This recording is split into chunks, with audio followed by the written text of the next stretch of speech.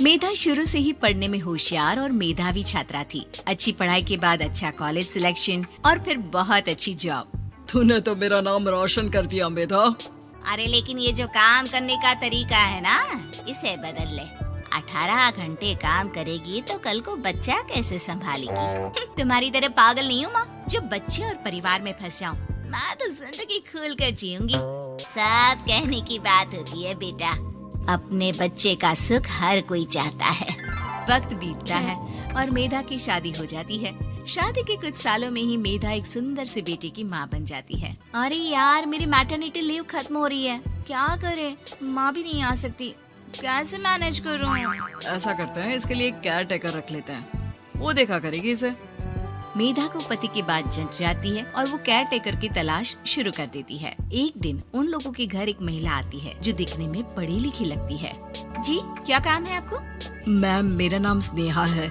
आपका एड देखा care taker का, क्या मैं आपके यहाँ काम कर सकती हूँ? हाँ, क्यों नहीं, लेकिन आप तो अच्छे घर की लगती हैं, फिर नौकरी क्यों?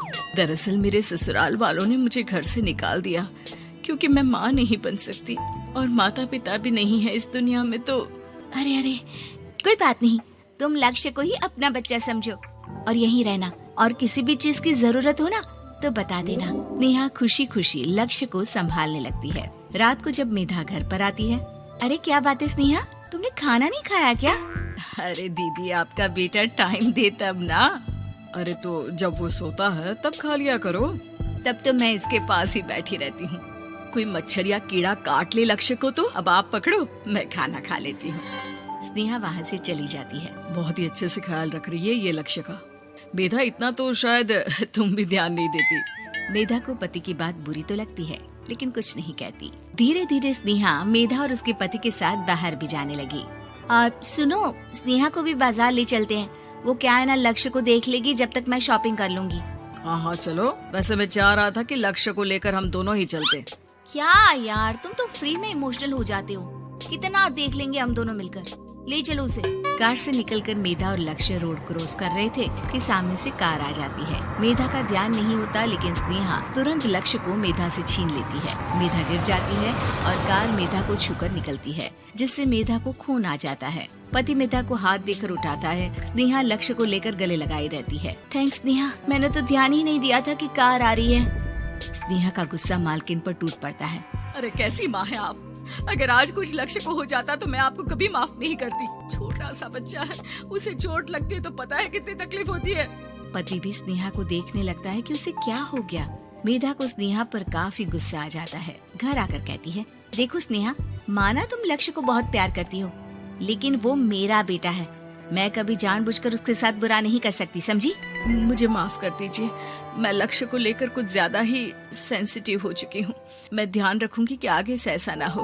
मेधा का मन स्नेहा से अब हटने लगा था। एक शाम मेधा ऑफिस से घर आती है कि लक्ष्य उसे दिखाई नहीं देता और न ही स्नेहा। वो स्नेहा के कमरे में जाती है जहाँ दोनों सो रहे होते हैं।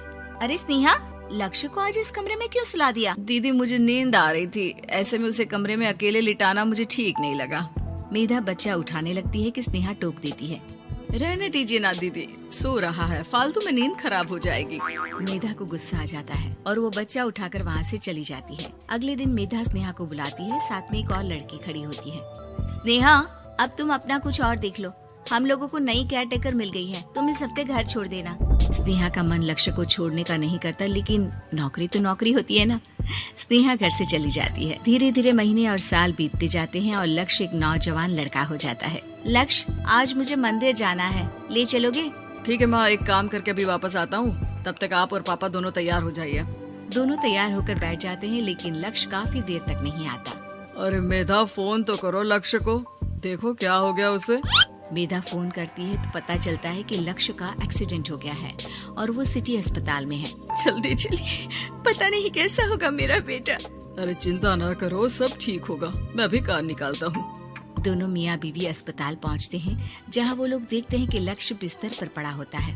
एक महिला इन्हें यहाँ लेकर आई है, वो वहाँ बैठी है, लेकिन फिलहाल तो आप लोगों को इनके लिए किडनी का प्रबंध करना होगा।